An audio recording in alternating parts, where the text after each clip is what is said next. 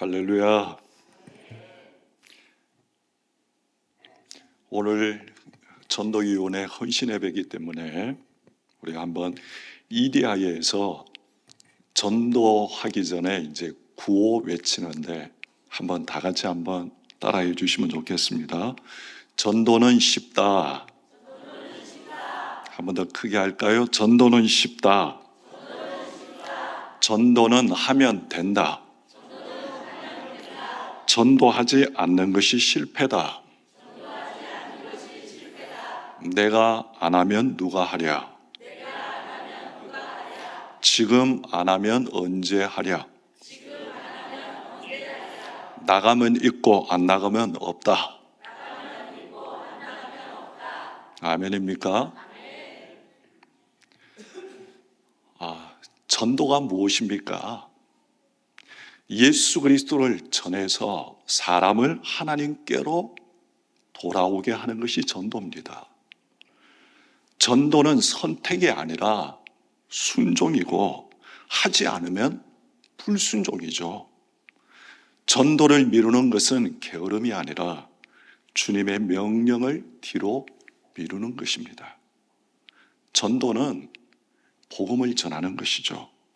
자, 오늘 전도위원회 헌신 예배고 전도 이야기만 나오면 우리 마음에 어떤 생각이 올라옵니까?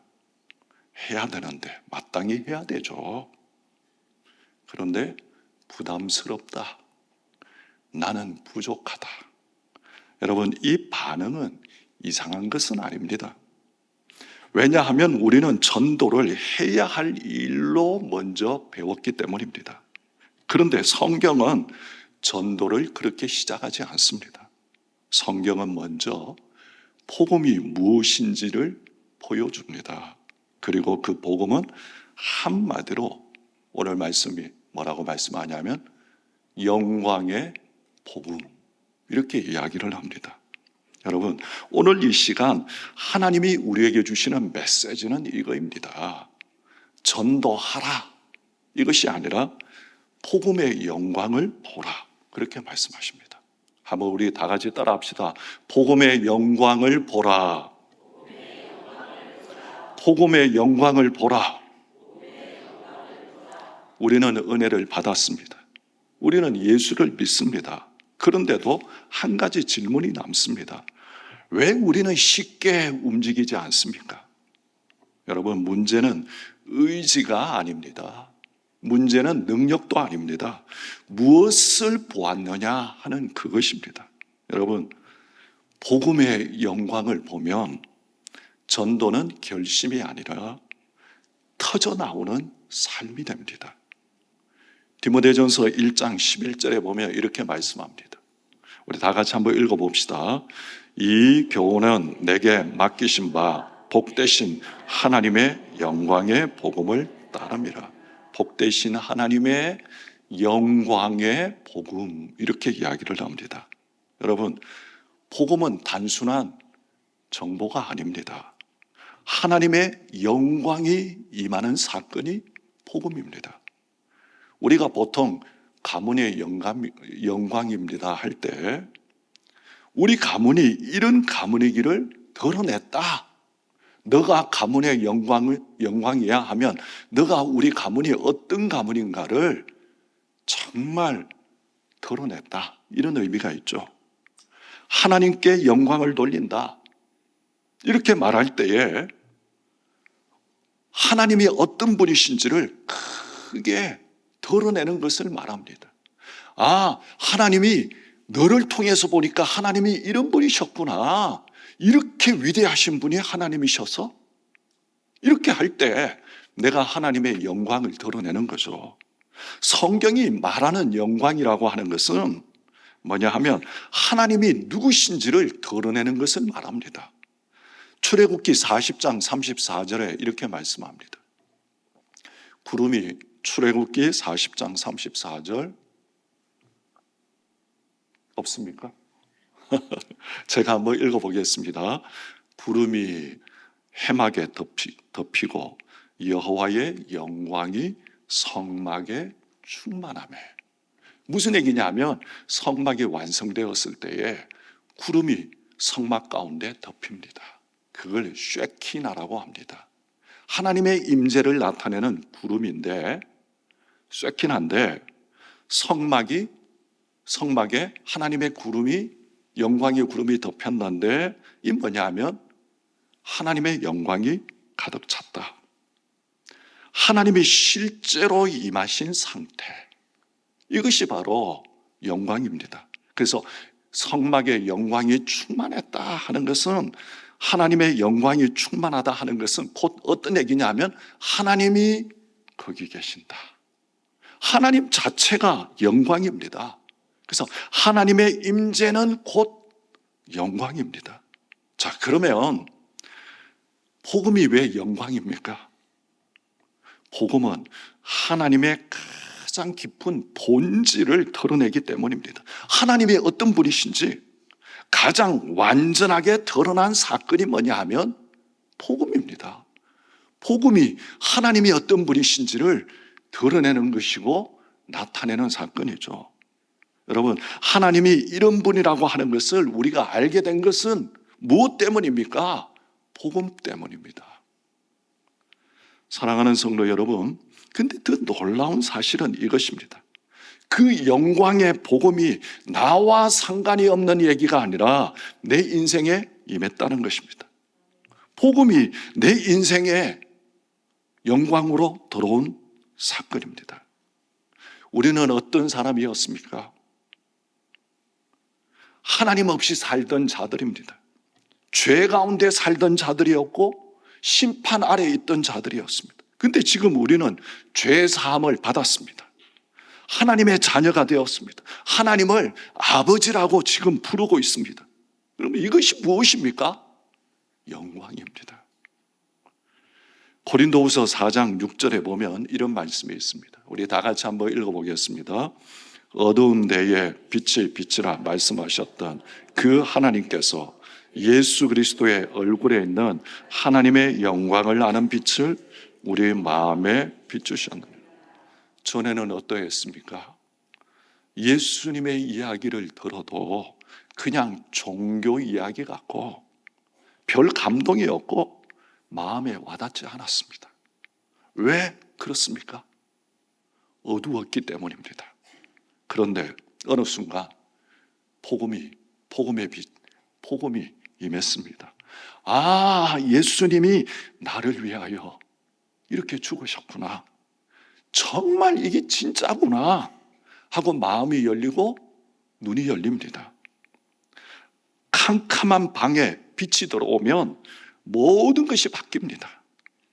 복음이라고 하는 것은 하나님이 내 마음에 빛을 비추셔서 예수님의 영광이 보이게 하신 사건입니다.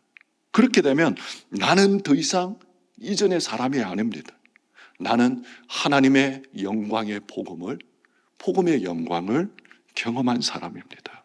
여러분, 영광을 본 사람은 반드시 전도합니다. 아니, 전도하지 아니할 수가 없습니다. 영광은 숨길 수가 없습니다. 영광은 언제나 드러납니다. 빛은 본질적으로 드러나는 것입니다. 하나님의 영광을 아는 빛을 우리에게 비추셨다, 그렇게 말씀합니다. 여러분, 마음의 영광의 빛이 들어오면 밖으로 나가게, 퍼지게 되어 있습니다. 불을 붙여놓고 숨길 수 없듯이 영광은 전해지는 성질이 있습니다. 영광은 말하지 않으면 견딜 수 없게 만듭니다. 사도들이 복음을 전할 때에 그들을 불러 경고하면서 도무지 예수의 이름으로 말하지 말라, 이렇게 하고 가르치지도 말라 엄히 명령합니다. 그런데 사도들의 반응은 어떠합니까? 사도행전 4장에 보면 우리는 보고 들은 것을 말하지 아니할 수 없다. 사도들은 담대히 그렇게 말합니다. 여러분, 이 고백은 특별한 사람의 고백이 아닙니다. 영광을 본 사람의 정상적인 반응입니다. 감동이 없는 사람은 말하지 않습니다.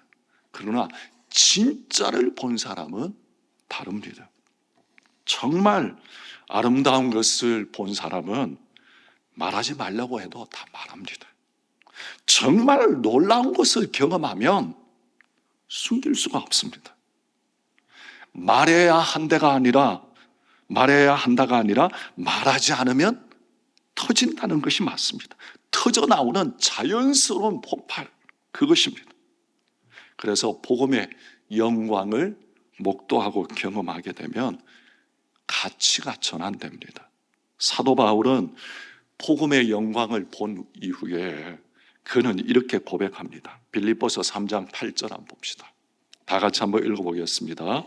또한 모든 것을 패로 여김은 내 주 그리스도 예수를 아는 지식이 가장 고상하기 때문이라.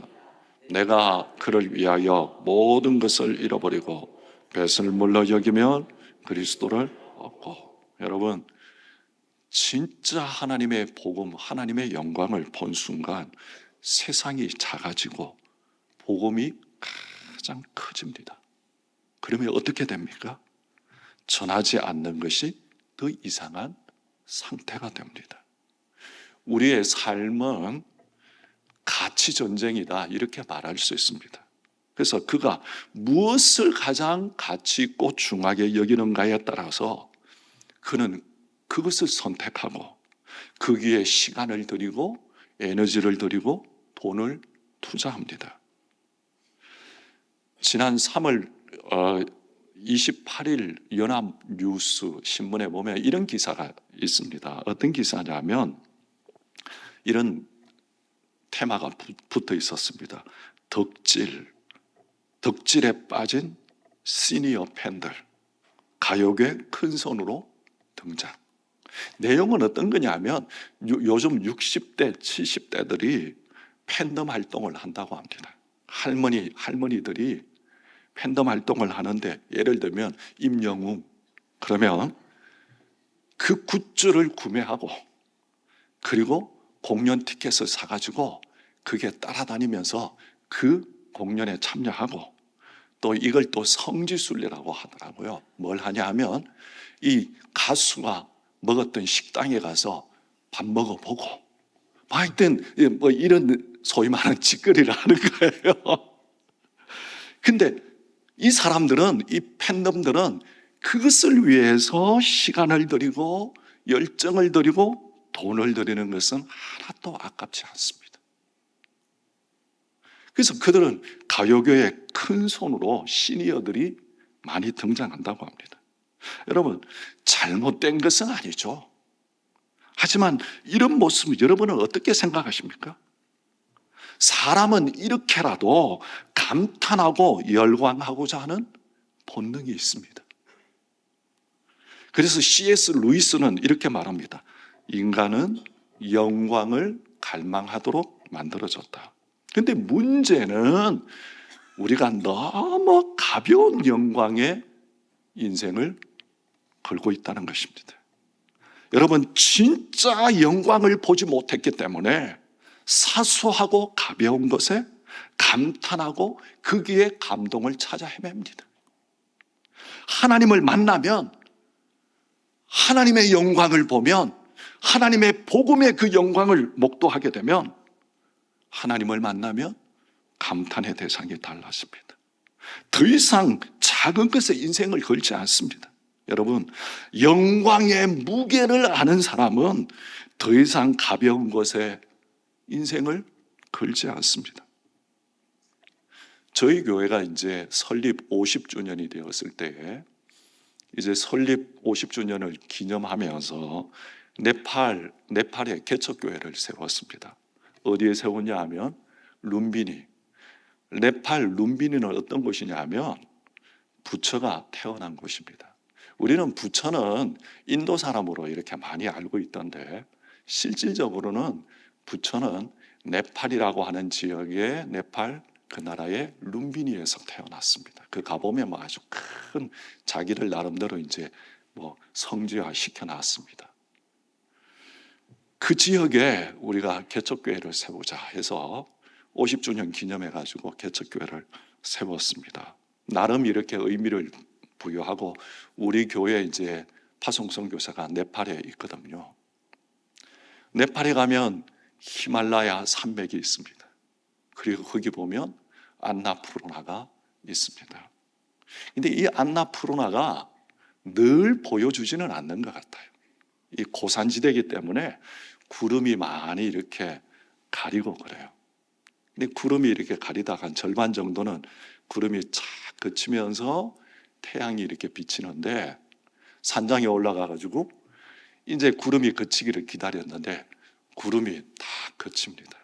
히말라야 산맥 그 봉우리 안나푸르나 산맥이 쫙 드러납니다.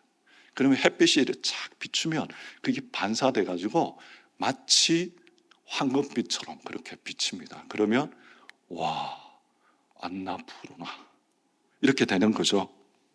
자, 그러면 이 나름 엄청난 장관을 본 사람은 어떠합니까?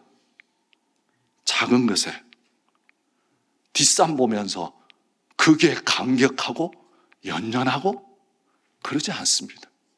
나는 안나푸르나도 봤는데 이렇게 되는 거죠. 무슨 얘기입니까? 여러분, 마찬가지입니다. 하나님의 영광을 본 사람은 세상의 작은 것에 묶이지 않습니다. 다윗은 세상이 원하는 모든 것을 다 누린 사람이었습니다. 권력도 있었고 성공도, 명예와 재물, 모든 세상이 원하는 모든 것들 다 누린 사람입니다. 그런데 그의 고백은 어떠한지 아시죠? 내가 원하는 거 하나 소원이 있다. 그것은, 내가 원하는 소원은 여호와의 전에서 여호와의 선하심을 평생 맛보며 살아가는 것이다. 다윗은 진짜 하나님의 영광을 본 사람이고 보는 사람이었습니다. 하나님의 영광이 너무 놀랍고 복음의 영광이 크니까 세상에 그 왕이 누리는 그 모든 부귀 영광, 그게 아니라 나에게 있는 소원 하나, 주의 전에서 하나님의 영광을 맛보며 선하심을 맛보며 살아가는 이것이 나의 평생의 소원이다. 여러분, 여러분의 인생은 지금 무엇을 위해서 살고 있습니까? 복음입니까? 아니면 돈과 인정과 성공입니까? 사도 바울은 복음의 영광을 본 사람입니다. 고린도후서 5장 14절 한번 보십시다. 우리 다 같이 한번 읽어보겠습니다. 그리스도의 사랑이,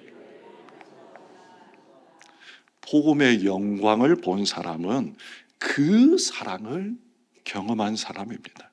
사랑은 반드시 흐릅니다. 받은 사랑은 멈추지 않습니다. 그래서 전도는 의무 이전에 내 안에서 밀려 나오는 것입니다. 여러분, 복음의 영광을 본 사람은 전도해야 하는 사람이 아니라 전도하지 않고는 살 수 없는 사람이 됩니다. 영광을 보면 말하게 됩니다. 영광을 보면 움직이게 됩니다. 그래서 전도는 사명이기 전에 결과이고 영광을 본 사람에게 나타난 필연적인 결과입니다. 우리 모든 인생, 모든 인간은 영원한 존재입니다. 인간은 영광스러운 하나님의 형상으로 창조되었죠. 이것은 하나님의 영광을 반영하는 존재로 창조되었다는 뜻입니다. 하나님의 형상으로 만들어졌다고 하는 것은 하나님의 영광을 반영하는 존재로 우리 인생이 창조되었다. 자, 시편 8편 5절 보면 이렇게 말씀합니다. 인간을 하나님보다 조금 못하게 하시고 영화와 존귀의 관을 씌우셨나이다.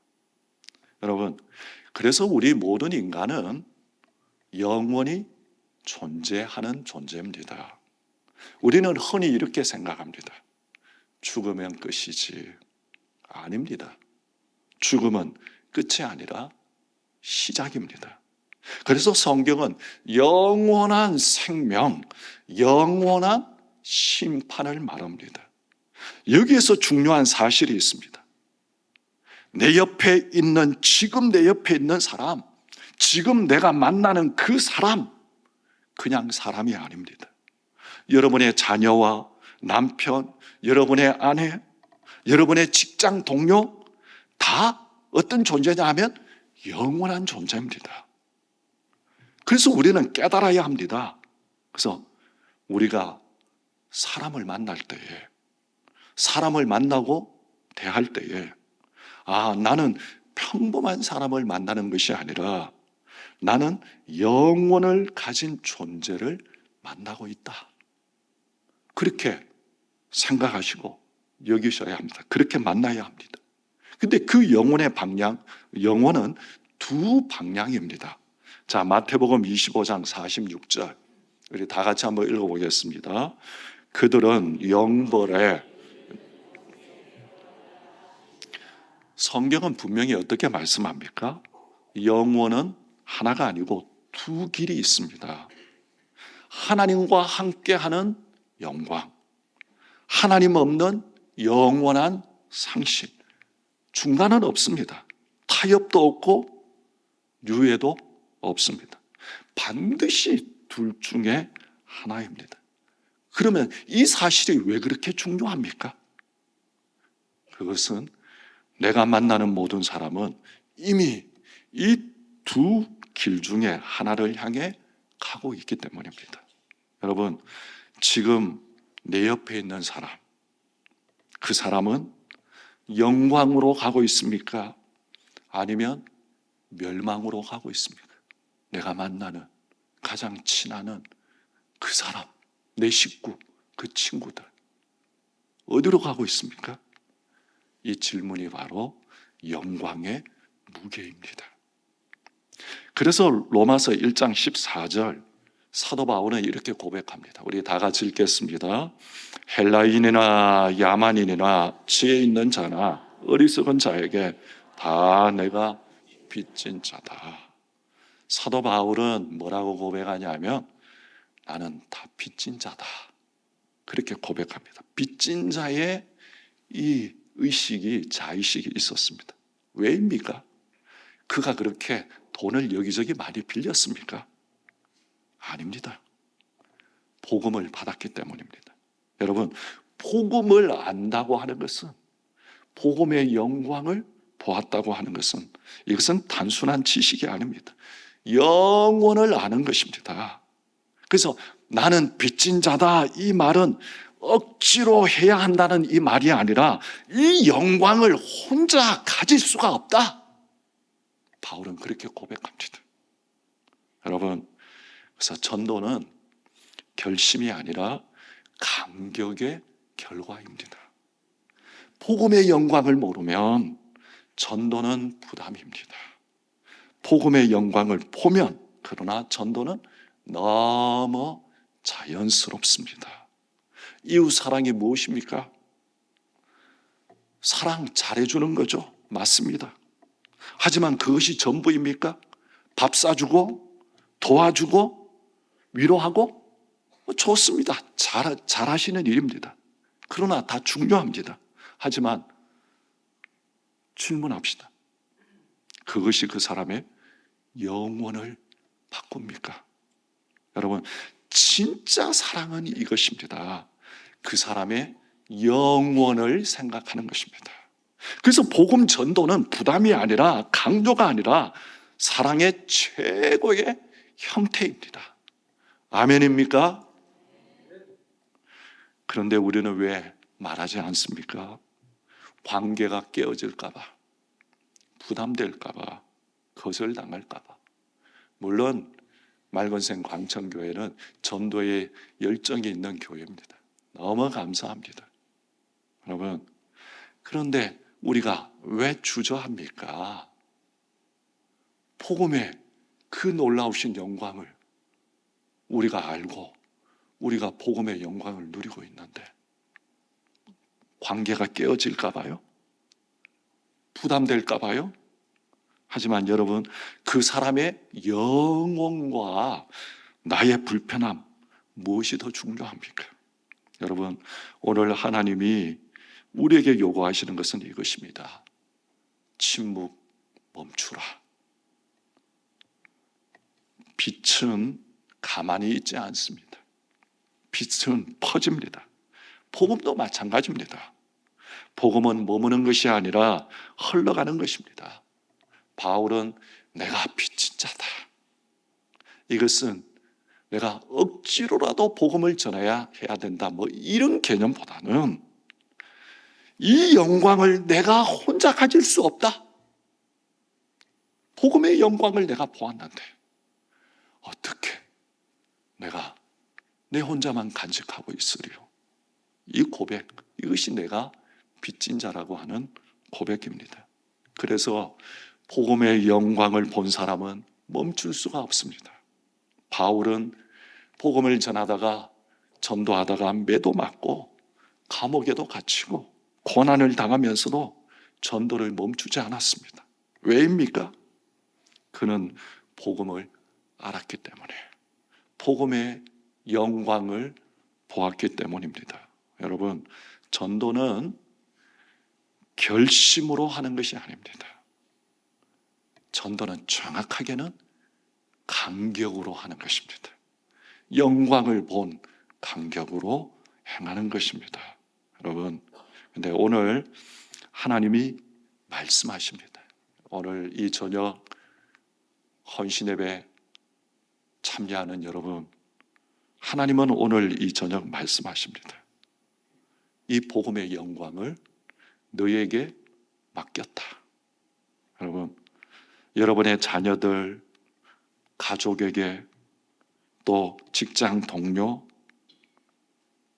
여러분의 이웃들에게 하나님은 다른 사람을 보내지 아니하시고 여러분을 보내셨습니다. 만왕의 왕이신 주님이 이 소식을 반드시 전하라고 맡겼다면 그 사람은 단순한 전달자가 아니라 왕의 어명을 받은 자입니다. 아멘입니까? 그래서 여러분, 우리는 그냥 평범한 사람이 아닙니다. 우리는 영광을, 복음의 영광을 맡은 사람들입니다. 나의 입술을 통해서 한 영혼이 살아날 수 있습니다. 여러분, 이것이 부담입니까? 아닙니다. 영광입니다. 사랑하는 우리 맑은생 강천교회 성도 여러분, 이제 선택해야 합니다. 나는 이 영광을 그냥 가지고 있을 것인가? 아니면 흘러 보낼 것인가? 복음을 전하는 것은 내가 해야 할 일이 아니라 내가 전할 수 있는 영광입니다. 그래서 영광의 무게를 아는 사람은 절대로 가만히 있을 수 없습니다. 영원을 아는 사람은 반드시 복음을 전합니다. 복음을 아는 사람은 증인이 됩니다. 오늘 전도위원회 헌신 예배를 드리면서 오늘 여기 있는 모든 성도들 함께 결단합시다. 나는 복음의 영광을 맡은 자입니다. 나는 전도자로 살겠습니다. 한 영혼을 정하십시오. 이름을 부르십시오. 기도하십시오. 복음을 전하십시오. 이것은 의무가 아니라 영광에 참여하는 삶입니다.